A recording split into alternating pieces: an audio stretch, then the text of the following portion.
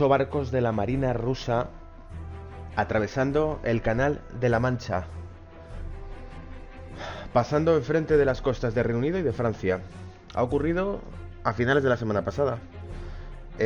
Máxima alerta en la Marina británica. Se dirigen hacia Siria. Y entre los 8 barcos está un portaaviones, almirante Kuznetsov, y al menos un submarino, todos ellos con potencial nuclear. De modo que, bueno, esto es lo que hay, pese a que podamos hablar de cualquier otro tipo de cosas en las noticias o no salga a la hora de comer en televisión. Pero esto es lo que está pasando. ¿Y hacia dónde se dirigen? Hacia Siria. Os recuerdo sencillamente que a principios ya de octubre, una de las normativas que Obama, una nueva ley que quería hacer Obama de aprobar el que Estados Unidos no fuese el primero en utilizar armamento nuclear, fue anulada por las declaraciones del jefe del Pentágono, que dijo que eso va a seguir siempre siendo así. Estados Unidos será el primero en apretar el botón si hay un potencial conflicto nuclear. ¿Vale? Así que, vistas las cosas, vamos a pasar a hacer el análisis de la semana y por qué el petróleo está como está y por qué los mercados se van a empezar a ir lateralizando hasta que no veamos una salida de línea a esto. Tensión entre Reino Unido y Rusia. Buques ingleses buscan interceptar a la flota nuclear rusa. Fueron varios diarios británicos, en la prensa británica, los que empezaron a hablar de que venían los rusos. Pasaron sencillamente por la cerca de la costa británica, cerca de Londres. Nos encontramos aquí en Londres, de hecho, transmito desde Londres, así que era bastante interesante el tema. Tenemos también aquí al líder del Partido Liberal Demócrata de Rusia, que declaró que, bueno, de cara a las elecciones que se celebrarán el 8 de noviembre en Estados Unidos, aseguraba que, bueno, si gana Trump es posible que haya algún tipo de entendimiento, pero si gana Hillary Clinton, dada la situación actual, probablemente hay una guerra entre Estados Unidos y Rusia. Militares rusos, además, podéis buscar todo ese tipo de información porque está disponible. El jefe de las Fuerzas Armadas rusas que está en Siria declaraba que si algún ataque norteamericano, de la coalición norteamericana, atacaba posiciones del ejército sirio, y esto es hace pocos, 4 días creo, atacaba posiciones del ejército sirio, el sistema antiaéreo ruso podría derribar algún avión norteamericano. Y bueno, frente a todo eso tenemos además las maniobras que se han ido realizando. Estamos ante el mayor despliegue de tanques de Alemania en la frontera con Rusia desde la Segunda Guerra Mundial. Echarle un ojo a investigar la operación Anaconda 2016. La operación Anaconda 2016 consiste en las maniobras que se han hecho por parte de varios países de Europa del Este alrededor de Rusia. Más de 30.000 soldados de la OTAN desplegados durante las maniobras. Así que bueno, esto es el panorama actual a nivel geopolítico, que es lo que nos hace ver cómo se está calentando la olla. Vamos a hablar en este videoanálisis de renta variable, vamos a comentar el SP500, vamos a comentar también el DAX, vamos a comentar el IBEX 35, vamos a comentar en divisas el eurodólar, la libra dólar y el dólar contra el NOK, a modo de ejemplo de por qué el mercado del crudo está como está. Después pasaremos a comentar el mercado del crudo porque tenemos el West Texas Index, el barril americano, en mi opinión, extremadamente interesante. Le tenemos a las puertas de un movimiento alcista muy fuerte y por eso he empezado este vídeo hablando de ese conflicto sirio y de el movimiento de las piezas de ajedrez. El desplazamiento de la flota, parte de la flota rusa desde el norte de Rusia, desde el mar con Noruega, hacia el Mediterráneo, bordeando toda Europa, que sin duda alguna estoy seguro que se trata de una maniobra además para impresionar, para intimidar. Los movimientos de ficha de Estados Unidos en Mosul, la declaración de guerra abierta que hizo el gobierno de Irak hacia los grupos armados en Mosul, la intervención militar de Mosul, la coalición norteamericana, Irak, milicias kurdas dentro del territorio iraquí que hace frontera con Siria, Mosul, frente al conflicto de Alepo. Fijaros una cosa sencillamente, cómo nos van dando unos y otros, van metiendo el miedo en el cuerpo con una cosa o con otra. Debemos tener cuidado de no caer en este tipo de provocaciones que parecen de la época de la Guerra Fría, ¿no? Pero fijaros cómo el conflicto de Alepo, los medios occidentales lo tratan como crímenes de guerra, y hablan de ello. Pero el conflicto de Mosul no es una operación que pueda ser tildada de crímenes de guerra. ¿Por qué? Porque los occidentales dicen que en Mosul se interviene para liberar a la población civil que está sitiada por los grupos armados terroristas que hay en Mosul. Pero en Alepo la intervención no es para liberar a la población. Es decir, ambas ciudades tienen población civil dentro de un conflicto militar armado entre grupos terroristas y ejército. Pero en el conflicto de Alepo, cuando es Rusia la que ataca a esos grupos terroristas, nos están hablando de que son crímenes de guerra. En el conflicto de Mosul, cuando es la coalición la que ataca a esos grupos terroristas en una localidad donde hay población civil, no son crímenes de guerra. Es sencillamente una intervención para liberarlos. Es un poco el doble lenguaje que utilizan los medios cuando nos hablan de esto, para que lo distingamos. Son conflictos armados los dos, y en los dos está habiendo víctimas civiles, así que no nos cuenten historias. Bueno, calendario de la semana, fijaros, interesante lo que he destacado. 25 de octubre de 2016, Mark Kearney hablará a las 3:35 esta semana sobre la libra, nos dará algo de impulso quizá, no lo sé. Jueves, tasas PIB trimestral de la libra, que sin duda alguna puede influir. 9:30 lo han duplicado los amigos de Investing. Y viernes, el PIB trimestral de Estados Unidos. Os anuncio algo para los que estéis escuchando y sigáis los vídeos. El próximo día 2 de noviembre haré una sesión online por la tarde a las 8 de la tarde desde Swissquote con José Luis Cava y un invitado sorpresa que todavía no he confirmado, pero que si viene, pues es una de las personas que más sabe de macroeconomía de toda España. Vamos a traer una persona que lleva muchos años hablando de análisis fundamental y de mercados, que trabaja como asesor financiero internacional para una firma concreta y que, bueno, ojalá que podamos contar con él, porque ya le he enviado una solicitud de que se una a esta intervención, y si cuento con él vamos a tener a dos de las personas que más saben, uno de mercados y macroeconomía, fundamentales, macroeconomía, y el otro de especulación, estrategia y gráfico, que es el maestro José Luis Cava, y nuestro invitado sorpresa, que ya os confirmaré. En el curso, en el vídeo que haga el lunes os lo mostraré y os lo confirmaré si le tenemos o no con nosotros, ¿vale? Bien, renta variable. Fijaros, SP500. Vamos a ver primero ese largo plazo con las velas. ¿Dónde lo tenemos? Aquí encajado. Vale, en realidad hay una cuña aquí formada. Hay una cuña que podemos ver y que se nos está formando, que sin duda alguna lo que creo es que la subida que estamos teniendo no llegará a ningún sitio, más bien iremos hacia los 2120 puntos y después hacia los 2020 puntos en el SP500, es decir, estamos a este borde del precipicio y hasta aquí.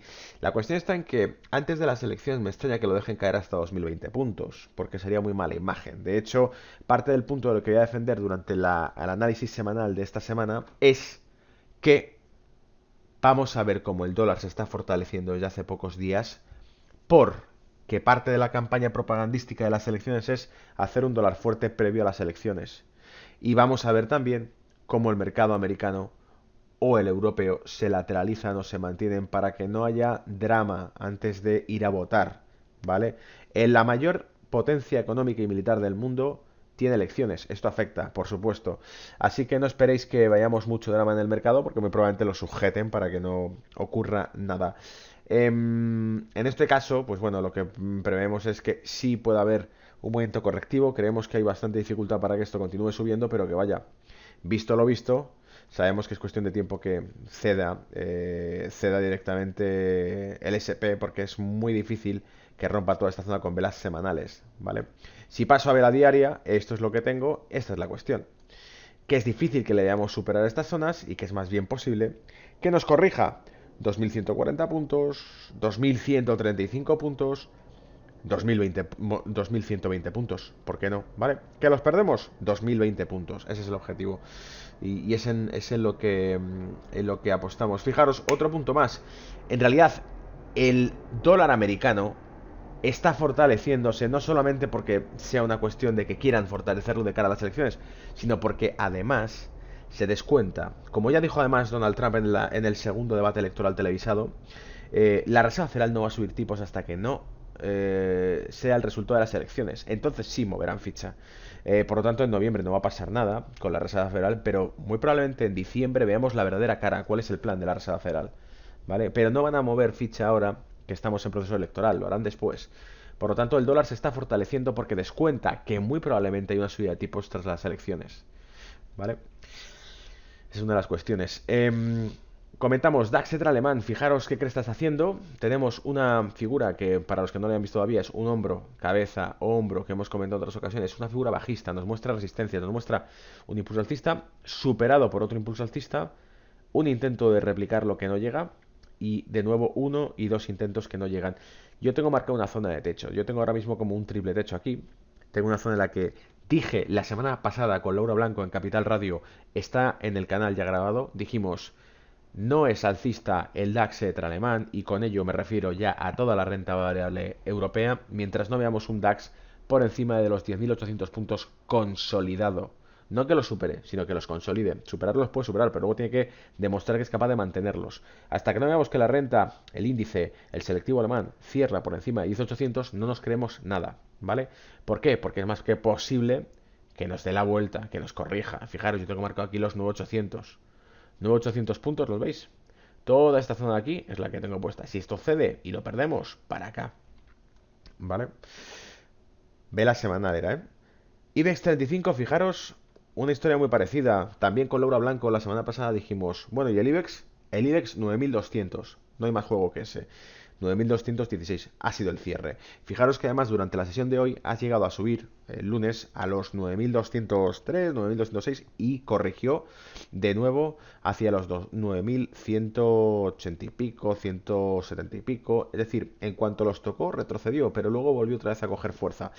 Aquí es donde tenemos el bache, amigos. Hay que saber romper con fuerza los 9.200 y consolidar por encima de ellos para que podamos alegrarnos. Mientras tanto, más que posible que veamos 8.800 de nuevo, porque es así el juego. Es que es una y otra vez, fijaros el histórico, lo tenemos aquí. Una y otra vez, volvemos al mismo punto.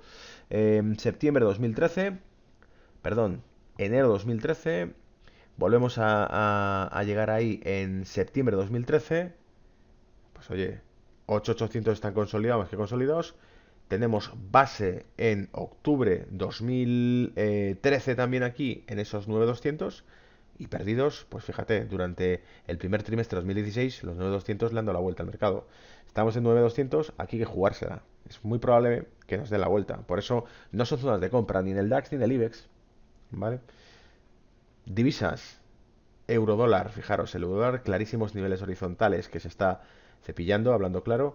Esa zona ecuatorial que decía, el 1,09, aposté por un movimiento alcista en 1,09. De hecho, puse posiciones alcistas yo personalmente en 1,0950 aproximadamente, con stops en 1,0920.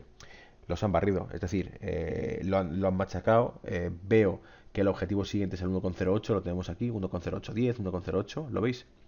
Y es el nivel que di ya la semana pasada. Dije, bueno, perdidos los niveles que estamos viendo ahora, 1,08, incluso el 1,05 que lo tenemos aquí abajo. Ahora, volvemos a lo mismo. 1,08 creo que será más que probable que veamos que se empiezan a aproximar a ese 1,0815, 1,0820, 1,0810.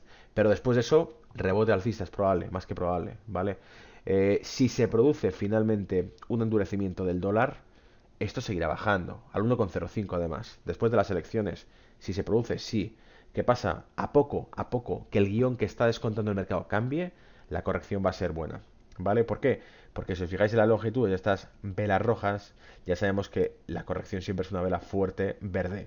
Una, dos velas rojas muy fuertes, una pequeña vela verde, dos rojas fuertes, una corrección fuerte. En este caso tenemos una zona bastante clara de soportes en 2015 julio y soportes en enero 2016, pues estamos acercándonos a noviembre 2016, soportes 1,0810, repunte al alza en el euro dólar, ¿vale?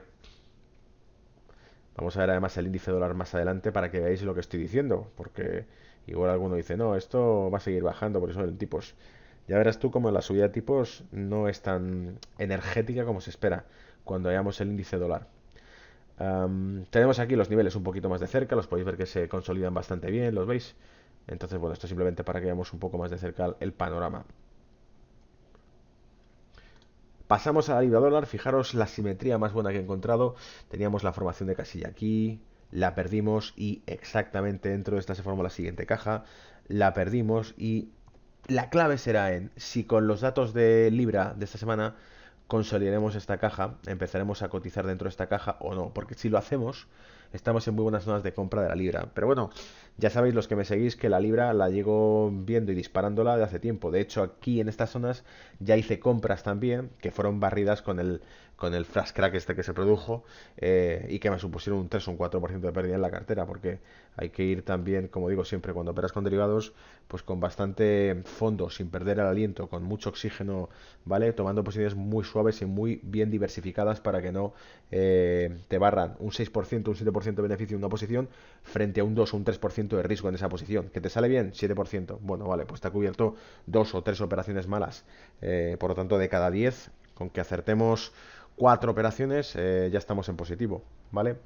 US NOK. El US NOK, la corona noruega depende mucho del crudo. Los noruegos venden salmón y venden el crudo. Pues la dependencia del crudo se ve reflejada. Que tenemos una figura bajista. El que no vea esta figura es que está ciego. Es una figura bajista, muestra debilidad y muestra una zona fronteriza. Ese 8 que al ser violado a la baja perderemos muy probablemente los soportes que ha aguantado pues durante todo este tiempo. Estamos hablando desde el último trimestre de 2015 y que de perderlos se nos va a ese 7,35, 7,30 aproximadamente que tenemos ahí de objetivo, ¿vale?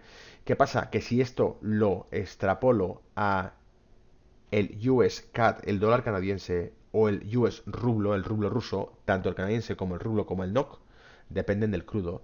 Rusia depende mucho de la venta de hidrocarburos, tienen todos el mismo patrón. Están cortados todos con el mismo patrón. El US CAD se está resistiendo, pero igual es bajista. Si miro el crudo ahora, el West Texas, me encuentro con esta figura, hombro, cabeza, hombro invertida, que es posible que traiga los $60 como primera parada, pero los 70 como último objetivo, que son casualmente los niveles de soporte del crudo durante el año 2010, verano 2010, ¿vale? Antes de que se produjese el conflicto de Libia, que disparó el crudo, fijaros, hasta $112 el barril. Espérate, esto fue el conflicto de Libia, ¿lo veis? 2011. ¿Qué pasaría si hay un conflicto que escalase en Siria entre Estados Unidos, la coalición norteamericana y la coalición rusa? Estoy seguro que el crudo lo reflejará. Eso es de lo que estábamos hablando y de eso va el inicio de este videoanálisis, ¿vale? Oro, por último, estamos hablando, esto fue lo que comenté la otra vez, el oro actualmente lo tengo más debilitado, pero espero el apoyo de un canal.